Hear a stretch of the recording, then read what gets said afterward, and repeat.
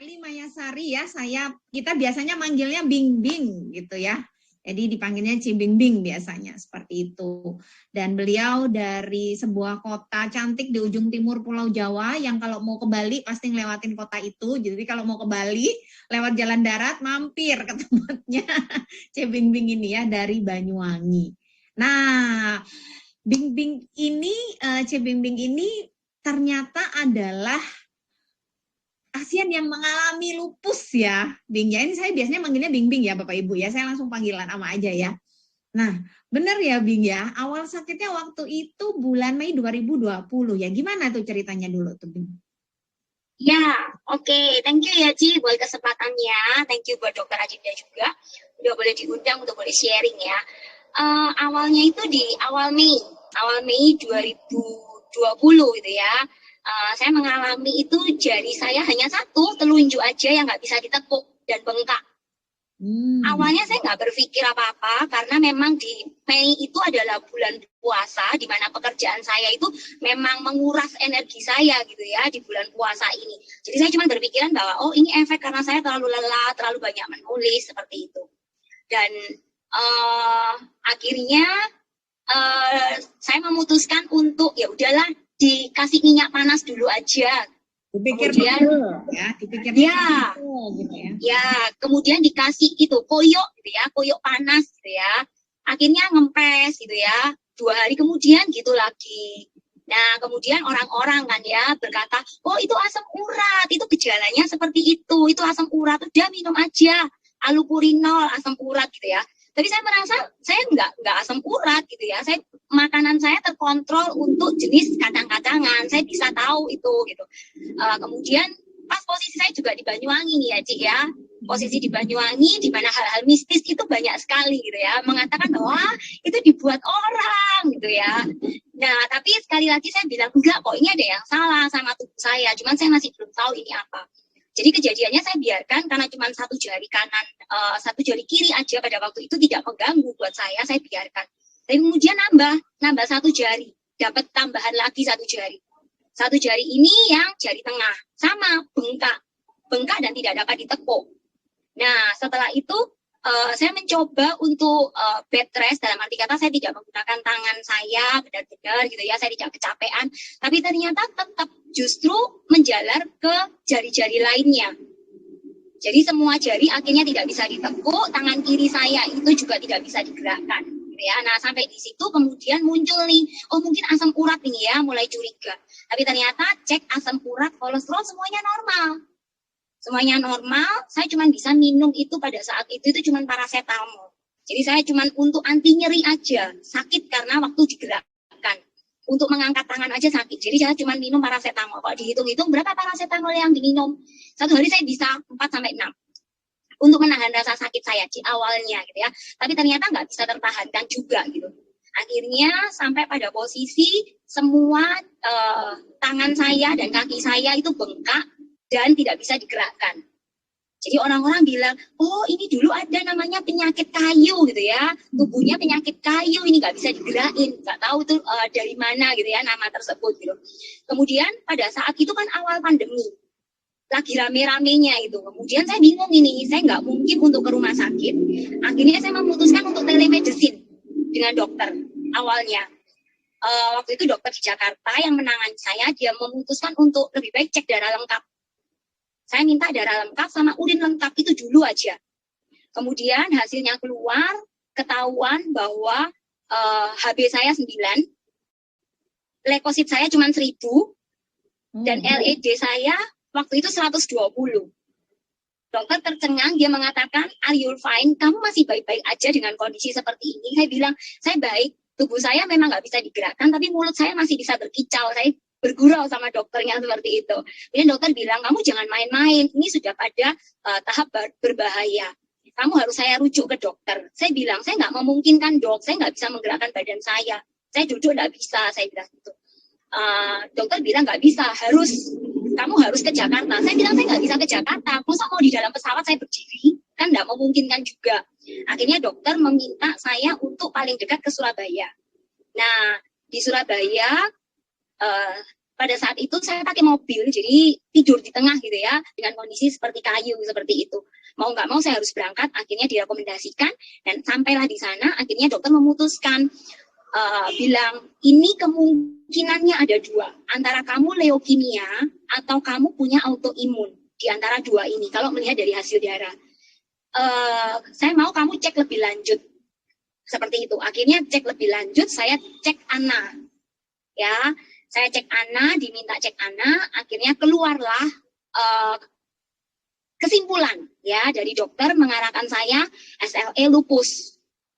Nah, sekarang untuk menentukan, dari dokter Adinda sudah ceritakan mild, moderate, atau severe. Nah, saya harus ditentukan di bagian mana untuk menentukan terapi apa yang saya terima. Dokter mengatakan kondisi dengan LED 120 dan waktu itu leukosit 1000, itu bilang kamu mau nggak mau pada tahap parah. Dokter mengatakan kamu harus kuat ya dengan hasilnya, karena dengan kondisi seperti ini ginjal dan liver itu akan berdampak. Saya bilang ya sudah lah ya, sudah diagnosa seperti itu mau apa lagi, pasrah, ya kan. Kemudian dokter bilang saya minta kamu cek semuanya, jantung, ginjal, pada saat itu juga langsung di Sutomo saya periksa, jantung, ginjal, liver, tulang, semuanya saya periksa. Dan amazingnya, puji Tuhan, tidak ada satu organ pun yang mengalami kerusakan. Dan dokternya pun heran, di LED sekian dan leukosit sekian tidak ada satu organ pun yang merusak gitu ya di tubuh kamu. Ya puji Tuhannya itu. Kemudian dokter mau nggak mau meresepkan obat nih, Ci. Nah, meresepkan obat. Resep obatnya apa? Saya sempat tawar-menawar karena latar belakang saya tahu gitu ya, bahwa mau nggak mau autoimun nanti ujung-ujungnya diberi imunosupresan untuk menekan imun gitu. Bapak Ibu, Bing ini salah satu sekolahnya di farmasi ya, jadi beliau apoteker, jadi ngerti obat gitu dan efeknya apa. Ya, saya sempat tawar-menawar, saya bilang, dok, gimana kalau saya nggak dikasih imunosupresan, bilang gitu, saya bisa bertahan nggak? Beri saja saya NSAID, saya bilang seperti itu. Dokter bilang, nggak bisa, kondisimu sudah seperti sekarang ini, kamu butuh. Ya, akhirnya dipilihlah metilprednisolon pada saat itu dengan dosis yang paling rendah, 4 mg. Itu paling rendah dosis yang diberikan, yang akhirnya setiap hari harus saya minum. Dokter juga kemudian warning ini, Bing, jangan kaget ya, kamu akan minum ini selama 1 tahun. Kondisimu dalam masa kaku seperti kayu ini kurang lebih juga 1 tahun. Jadi dokter itu memberikan istilahnya kisi-kisi gitu ya, hal terberat, hal terburuk yang harus saya terima. Saya bilang, ya oke, nggak apa-apa, kalau ini konsekuensi yang harus saya lalui, saya akan lalui. Dia meminta tetap by WA untuk komunikasinya. Selang kemudian 2 bulan. Berat saya teman-teman, ibu-ibu, bapak-bapak di sini, dari 53 gitu ya, saya yang lucu, ginuk-ginuk 53, pada saat lupus itu, berat saya tinggal 38. Dokumentasi saya kurang, karena pada saat itu sudah panik, hektik gitu ya, sudah tidak, waktunya nggak ada lagi untuk mendokumentasikannya gitu ya. Pada saat itu, foto. Ya, berat saya 38 dan dokter bilang ini sudah pada tahap yang nggak boleh terus ini terjadi penurunan. Saya mau makan sebanyak apapun. Kalau cita-citanya cewek itu makan sebanyak apapun, nggak usah naik, happy gitu ya. Tapi pada saat ini udah nggak boleh. Kamu makan sebanyak apapun harus naik. Ternyata saya enggak, saya terus turun. Saya makan sehari 7-8 kali, tapi saya nggak naik beratnya. Nah, akhirnya dengan pengobatan itu 2 bulan kemudian saya mengalami perubahan. Sebentar, Bing. Waktu kamu fase flare itu ya, itu kan fase parahnya ya, dokter. Ya. Sebutin fase flare. Sesulit apa nih? Mungkin teman-teman di sini nggak kebayang ya, sesulit apa jadi manusia kayu yang waktu itu Bing alami gitu ya. Sesulit apa itu Bing waktu itu? Ya. Kalau teman-teman mungkin melihat robot gitu ya, yang jalannya itu ngek gitu ya, tangan dan kaki itu bersamaan, kanan-kanan, kiri-kiri. Itulah saya pada saat 2 tahun yang lalu ya. Saya jalannya seperti itu. Gitu. Malu nggak? Oh malu dilihatin orang. Tapi mau nggak mau ya seperti itu. Jalan yang bisa saya lakukan. Saya nggak mau duduk di kursi roda, itu komitmen saya. Saya diberi kaki, saya harus bisa jalan. Jadi saya, istilahnya dokter bilang, kamu memaksakan diri. Bilang gitu, jangan kalau nggak bisa, jangan dipaksa. Nggak dok, saya mau berusaha, pasti saya bisa. Masa-masa sulit yang berikutnya adalah pada tahapan pada saat di kamar mandi. Ya, saya sistemnya adalah Tuhan kasih saya anugerah lupus, Tuhan pasti memampukan saya. Itu prinsip yang saya selalu pegang. Jadi saya tidak mau merepotkan orang lain, termasuk waktu di kamar mandi. Mandi itu Ci sama dokter, saya itu masuk di kamar mandi jam 7, saya bisa keluar tuh jam 11, hanya untuk mandi. 4 jam berarti ya? 4 jam. Saya mencoba bagaimana caranya bisa melepas baju sendiri, kemudian memakai, saya harus tahu caranya. Dan 4 jam itu setiap harinya. Karena nggak bisa ditekuk ya badannya. Nggak bisa. Ditekuk, jadi harus ngeluarin baju apanya itu harus dalam kondisi lurus semua ya. Betul, dan saya akhirnya punya cara, ada teknik-teknik. Jadi di kamar mandi itu nanti ada tongkat yang nanti bisa narik baju saya. Saya sampai ngakal gitu, gimana caranya saya tetap bisa mandiri seperti itu. Nah, luar biasa ya rekan-rekan ya. Nah, ketika melewati itu, tadi kan Bingbing sebutin minum obat yang diresepkan dokter tadi ya. Nah, apakah Bingbing juga barengin sama HDI nih? Nah, ini sebenarnya saya sudah mengenal HDI dari tahun 2017 ya. Saya ini selalu punya keluhan di bawah leher saya itu terjadi benjolan. Ternyata ini cikal bakal dari yang autoimun saya, cuman saya nggak mengerti dulunya. Saya menganggap ini pembesaran kelenjar aja karena kecapean dan sebagainya. Nah, dulu di zaman sekolah dari SMA saya sudah mengalami itu, ya kan? Obat yang saya pakai apa ya? Sudah anti nyeri. Nah, anti nyeri dulu masih tertolong gitu ya. Nanti kempes-kempes sendiri. Tapi ternyata setelah saya kembali ke Banyuwangi dan saya bekerja, benjolan itu nggak bisa kempes. Sampai saya ketemu bipropolis awalnya. Pada saat benjolan itu saya minum rutin 3x2, sampai pada botol yang ke-6, ya, botol ke-6. Perubahan yang luar biasa adalah kempes dan saya sudah tidak pernah kambuh. Wah, senang, happy, nggak pernah kambuh dan lupa minum bipropolisnya lagi. Minum kalau ingat, kalau nggak ingat ya sudah gitu ya. Karena merasa sudah badan ini sehat seperti itu. Nah, kemudian di tahun yang 2020 saya kena ini, nah itu mulai lagi. Saya puji Tuhannya punya komunitas HDI yang mengingatkan saya gitu ya. Saya juga dikenalkan sama upline saya gitu ya, ke Dokter Moni, ke Dokter Roni yang mengatakan bahwa coba aja produk HDI-nya dengan takaran 3x1 gitu ya. Nah, mama saya bagaimanapun juga dia yang ini ya, istilahnya lebih telaten gitu ya. Saya untuk bangun duduk aja nggak memungkinkan, apalagi untuk mengatur pola dari obat saya sudah malas gitu kan. Nah kemudian dari HDI saya minum 3x1 semuanya. Kalau Clover Honey sudah jadi minuman rutin, saya nggak pernah minum air putih murni, jadi selalu dengan Clover Honey. Dengan harapan berat tubuh saya 38 ini bisa naik. Nah waktu minum produk HDI saya nggak tahu nih ya, Royal Jelly-nya 3x1. Ternyata setelah saya mulai bisa berjalan, saya tanya, loh, Ma, kok laporan dari kantor gitu ya, kantor Genteng, ini kok Mama ini 2 bulan 14 botol Royal Jelly liquid. Hah, 14 ini Mama ngapain? Diapain ini 14? Gitu. Mama saya bilang, loh, kamu tuh tak ngasih 3x1 sendok makan, Mama bilangnya gitu. Jadi saya setiap harinya tuh 3 kali sendok makan. Setiap harinya. Puji Tuhannya dari takaran dosis ini diimbangi dengan obat dokter yang saya juga minum teratur dalam 2 bulan. Jadi terpatahkan 1 tahun diagnosa dokter yang mengatakan saya harus berbaring selama 1 tahun. Nah, ini luar biasa ya Dokter Adinda ya. Artinya produk HDI ini benar-benar terapi suportif ya Dok Din ya. Betul, tadi ini saya baru ketik juga. Kalau kita suka lihat di Instagram gitu ya, kalian tim nyendokin Royal Jelly atau dikokop? Nah, rupanya Bingbing ini dikokop ya, Royal Jelly ya. Sampai 2 bulan 14 botol gitu ya. Tapi luar biasa efeknya ya ternyata. Betul, tapi memang ini izin menambahkan sedikit nih, Ci Esther ya. Jadi saya tuh paling, kalau boleh ditanya, tentu saya suka banget semua produk HDI ya, cuman kalau gue ditanya apa sih yang paling saya favoritin gitu ya, itu Royal Jelly karena asetilkolinnya yaitu zat yang dapat membantu syaraf atau memproteksi syaraf, disebutnya neuroprotektan. Itu banyak sekali ternyata di Royal Jelly ini. Jadi makanya nggak heran ya kalau misalnya kalau kita dengar Bingbing cerita apa tadinya yang seperti kayu gitu ya, sekarang bisa selembut, selemah gemulai ini dengan minum Royal Jelly di kokop gitu kan ya, itu nggak heran sebetulnya gitu Ci. Dan ini ya hasilnya ya. Ya, jadi dalam 2 bulan ini Ci, ya ini syukuran gitu ya, syukuran yang diadakan gitu ya oleh mama saya sama rekan-rekan di HDI saya, karena dalam 2 bulan berat badan saya bisa naik 4 kilo, kemudian HB saya sudah menunjukkan perkembangan bagus, leukosit sudah mau di angka 3.000, LED sudah turun di setengahnya, seperti itu. Dan saya sudah bisa jalan dengan normal, nggak jadi robot lagi. Padahal setelah 2 bulan. 1 tahun prediksi dokter.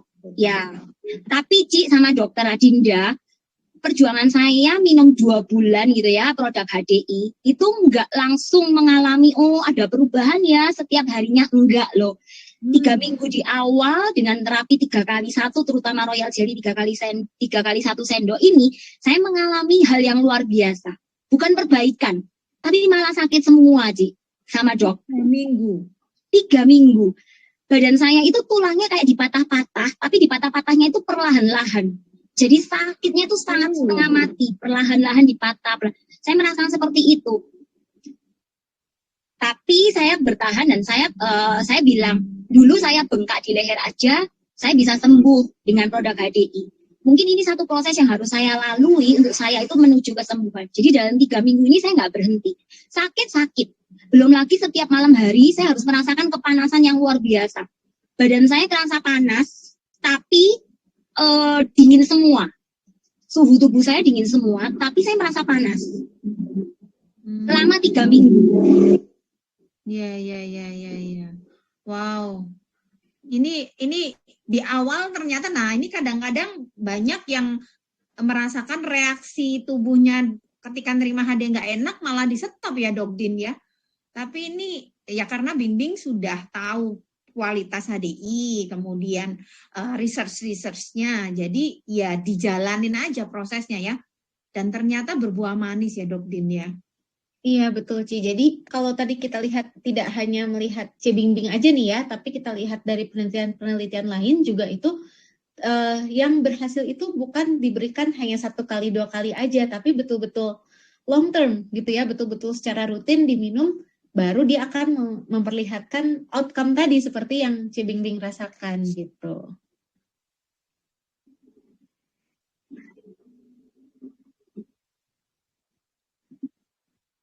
Ya, karena memang dok yang saya rasakan, saya jadi bukan, saya waktu diagnosa itu lupus yang di awal itu kan yang parah gitu ya, yang parah. Kemudian bukan cuma itu dok, saya diberikan anugerah lain, mungkin sejenisnya seperjalanannya saya membaca itu adalah psoriasis. Ya, autoimun jenis psoriasis. Cuman mungkin dokter tidak mendiagnosa seperti itu untuk membesarkan hati saya supaya tidak drop. Sudah autoimun lupus tambah psoriasis nih ya. Nah, tapi yang terjadi memang pada kulit kepala saya itu hampir menyeluruh itu terjadi kerak. Jadi putih-putih dibilangkan biasanya orang bilang ketombe, tapi ini mengerak di bagian kulit kepala seperti itu. Kemudian rambut saya itu rontok parah, bahkan saya itu sempat ngitung dalam 1 kali, bukan sisiran, hanya pegangan seperti ini aja gitu ya, saya belai rambut saya, itu rontok bisa 200 helai setiap saya megang rambut saya. Dokter memutuskan bahwa Bing dibabat habis dulu ya, supaya pertumbuhan rambutnya jauh lebih bagus. Saya bilang saya nggak mau dok. Kemudian makanya foto yang baju merah itu adalah foto di mana saya memutuskan untuk potong pendek akhirnya.